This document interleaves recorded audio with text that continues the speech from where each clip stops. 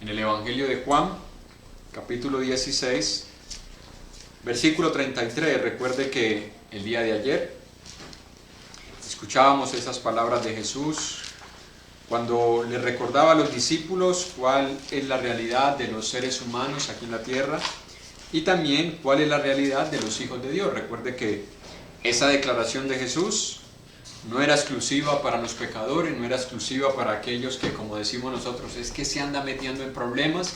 No, esa declaración de Jesús era para sus discípulos particularmente. Y era a ellos a quienes les dijo: en el mundo tendréis aflicción.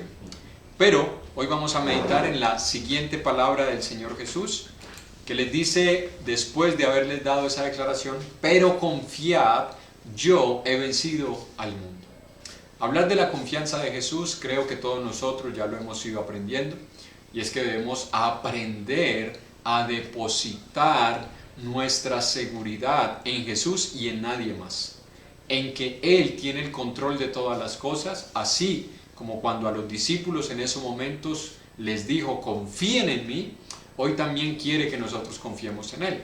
Pero la frase que quiero que nosotros meditemos en esta noche y posiblemente en otra próxima meditación es: yo he vencido al mundo. Y aunque esa declaración parece algo muy normal, muy relativo o muy superficial, o algo que, bueno, es real, porque nosotros desde 2000 años después podemos ver que realmente Jesús sí venció al mundo, pero esa declaración en esos momentos es más profunda de lo que parece, porque en esos momentos Jesús está a punto de ir a la cruz. Escuche, esta palabra Jesús no se las dijo a ellos cuando había resucitado, se las dijo horas antes de ser tomado preso y de ser llevado ante el Sanedrín y luego ante Poncio Pilato, quien finalmente le crucificó. Así que estas palabras son importantes por el contexto y por el momento en que Él se las transmite a los discípulos. Porque Jesús estaba a punto de ir a la muerte, y no cualquier muerte, porque nosotros hemos estado hablando de la muerte y que hay diferentes formas en las que el Señor nos puede llamar, pero la muerte de Jesús no era cualquier muerte, no fue cualquier muerte. Primero, porque el ser entregado a los romanos y ser acusado como un criminal peligroso era lo peor que le podía pasar a una persona en esa época. Es decir, cuando un romano escuchaba que alguien era un peligro para la nación y que debían castigarlo y llevarlo a la cruz, en esos momentos ellos desahogaban todo ese enojo, toda esa ira, toda esa maldad, todo ese morbo que hay en el corazón del hombre cuando quiere dañar a alguien, cuando quiere hacerle sentir sufrimiento. Todo eso fue lo que le hicieron sentir a Jesús. Pero no solamente era lo que le iba a suceder en la cruz, sino lo que sucedió después. Porque es que nosotros en ninguna época de la historia no hemos escuchado ninguna noticia que cuando alguien haya muerto hayan acontecido las cosas que sucedieron en la muerte de Jesús. Nadie ha escuchado que en la muerte de alguien importante, famoso, sea de ahora, sea de años antes o siglos antes, que el cielo se haya oscurecido durante algún tiempo, que haya habido un terremoto, que las piedras se hayan partido, que los sepulcros se hayan abierto, que personas hayan resucitado y que incluso aquellos que lo llevaron a la cruz terminaron reconociendo que Jesús era un hombre justo, o como dice otro de los evangelios, reconociendo que Jesús era el Hijo de Dios. Todo eso lo encontramos nosotros, no lo vamos a leer ahora, en el Evangelio de Mateo capítulo 27. Allí vamos a encontrar todo lo que le pasó a Jesús en la cruz, todo lo que pasó cuando Él estaba siendo crucificado y todo lo que sucedió cuando Él murió. Así que no fue la muerte de cualquier hombre, porque ocurrieron cosas que jamás en la historia se han vuelto a repetir. Así que cuando Jesús les dice a ellos: confiad, yo he vencido al mundo, nosotros necesitamos tener esas palabras como algo firme y sólido, porque en eso se convirtieron para los discípulos. Escuchen, los discípulos comenzaron a edificar su fe y su confianza en Jesús a base de esas palabras de Jesús. porque lo que ellos estaban recibiendo de Jesús en esos momentos eran palabras de ánimo y de aliento, que no parecían así. Porque ¿quién quiere que alguien amado, que alguien querido, y más para los discípulos, alguien que en un momento les dijo, yo soy el Hijo de Dios, que ellos le reconocieron como el Hijo de Dios, y que ahora les esté diciendo, en el mundo van a tener aflicción, y que les esté diciendo, yo voy a ir a la cruz, y me van a hacer esto, y me van a hacer aquello? Creo que ellos no lo veían de esa manera. No pensaban que las palabras de Jesús eran de ánimo, de fortaleza y de aliento, pero realmente todo eso era lo que llevaban las palabras de Jesús. Para ellos se convirtieron en una firme y sólida base sobre la cual edificaron no solamente sus vidas, sino sobre la base por la cual ellos estuvieron dispuestos a morir por el Señor. Mire lo que dice Pedro, muchos años después, en la segunda carta de Pedro. Tenemos nosotros una declaración de alguien que escuchó de Jesús esas palabras. Pedro escuchó esa palabra, confiad que yo he vencido al mundo. Pedro vio todo lo que pasó en la muerte y en la crucifixión de Jesús, cómo pasaron todos estos hechos sobrenaturales juntos, porque han habido terremotos, han habido eclipses, han habido cosas que han causado fenómenos naturales, pero que pase todo junto, jamás había pasado antes. Y Pedro fue testigo de todo eso. Y mire lo que dice la segunda de Pedro, capítulo 1, versículo 16 al versículo 19. Porque no os hemos dado a conocer el poder y la venida de nuestro Señor Jesucristo siguiendo fábulas artificiosas, sino como habiendo visto con nuestros propios ojos su majestad. Pues cuando Él recibió de Dios Padre honra y gloria, le fue enviada desde la magnífica gloria una voz que decía, este es mi Hijo amado, en el cual tengo complacencia. Y nosotros oímos esta voz enviada del cielo cuando estábamos con Él en el Monte Santo.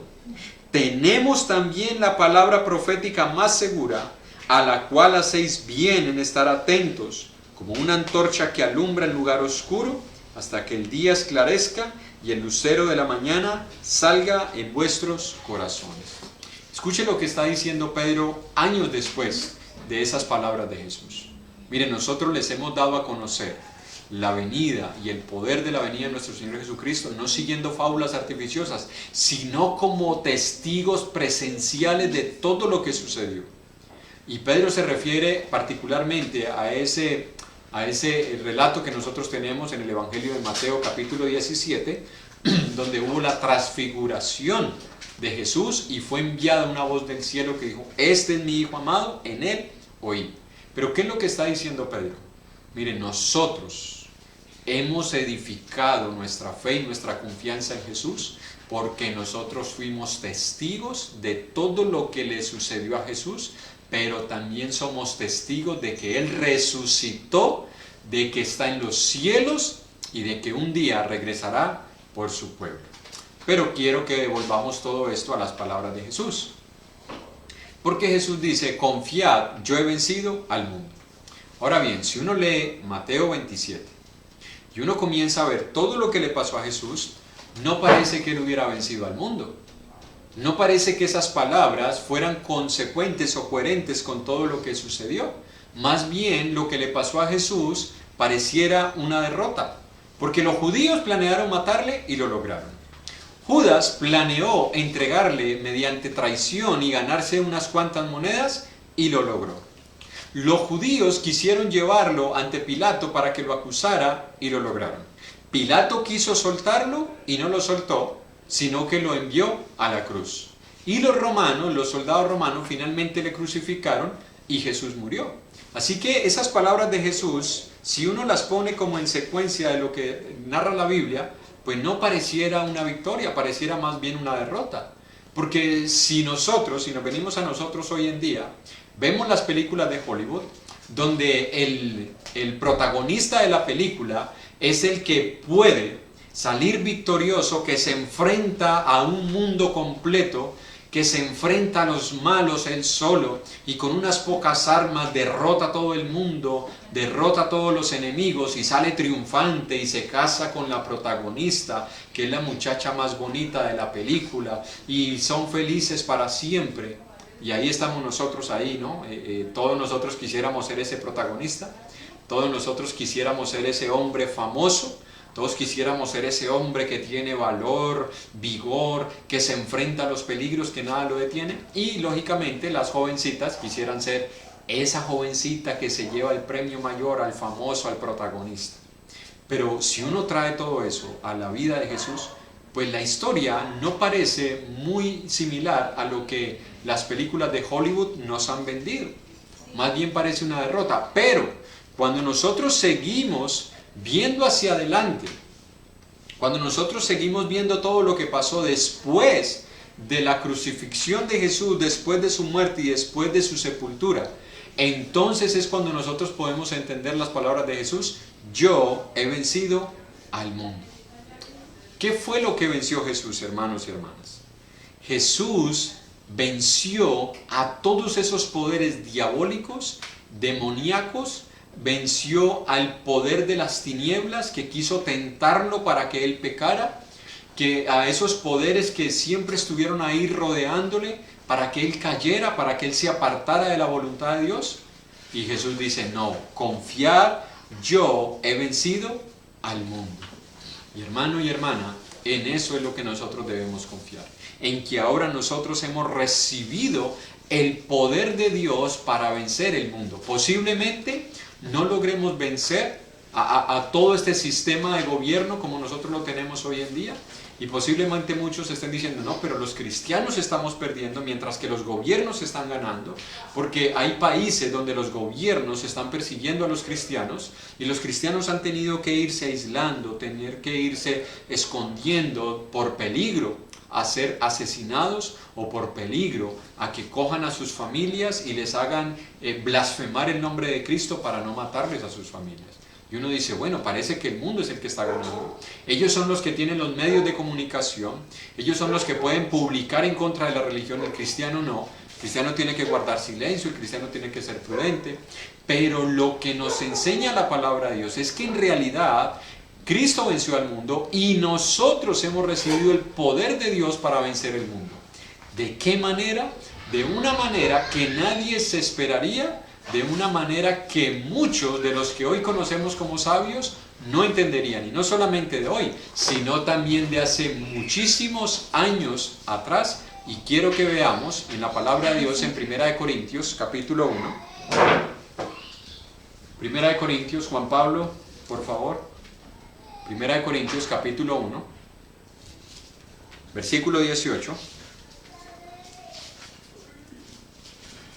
al versículo 24.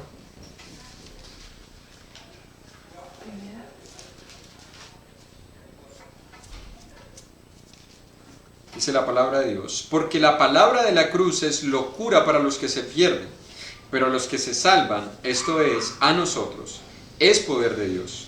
Pues está escrito: destruiré la sabiduría de los sabios y desecharé el entendimiento de los entendidos. ¿Dónde está el sabio? ¿Dónde está el escriba? ¿Dónde está el disputador de este siglo? ¿No ha enloquecido Dios la sabiduría del mundo? Pues ya que en la sabiduría de Dios el mundo no conoció a Dios mediante la sabiduría, agradó a Dios salvar a los creyentes por la locura de la predicación. Porque los judíos piden señales y los griegos buscan sabiduría. Pero nosotros predicamos a Cristo crucificado, para los judíos ciertamente tropezadero, y para los gentiles locura. Mas para los llamados, así judíos como griegos, Cristo poder de Dios y sabiduría de Dios. Escuche, nosotros también hemos vencido al mundo en el momento en el que nosotros obedecimos el Evangelio, porque hemos salido del control y del poder de las huestes espirituales de maldad y Cristo nos ha trasladado al reino de su amado Hijo. Y si Cristo triunfó sobre el pecado, nosotros también ahora tenemos el poder de triunfar sobre el pecado. Así que nosotros tenemos, hermanos, estas palabras de Jesús que parecen una paradoja, porque Pedro está diciendo, el apóstol Pablo está diciendo que nosotros hemos recibido el poder que viene de Dios mediante la locura de la predicación. ¿Y por qué es una locura? Bueno, porque ¿quién se iba a imaginar que Jesús muriendo nos iba a dar vida?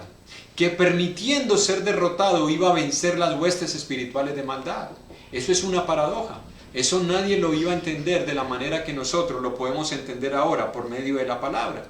Así que cuando nosotros tenemos la palabra de Dios y nos dice que hemos vencido al mundo, porque la predicación del Evangelio, que parece algo débil, que parece algo frágil, que muchas personas rechazan, que muchas personas les parece una locura, dice que ese es el poder de Dios para salvar al hombre. Cristo se dejó vencer para derrotar. Cristo se humilló para ser exaltado. Cristo fue a la muerte para sacar a la luz la vida y la inmortalidad. Como alguien dijo, Cristo ganó perdiendo. Ahora, miren lo que dice el apóstol Pablo después en la carta a los Romanos capítulo 8. Carta a los Romanos capítulo 8, versículo 35 al versículo 39. ¿Quién nos separará del amor de Cristo? ¿Tribulación, o angustia, o persecución, o hambre, o desnudez, o peligro, o espada?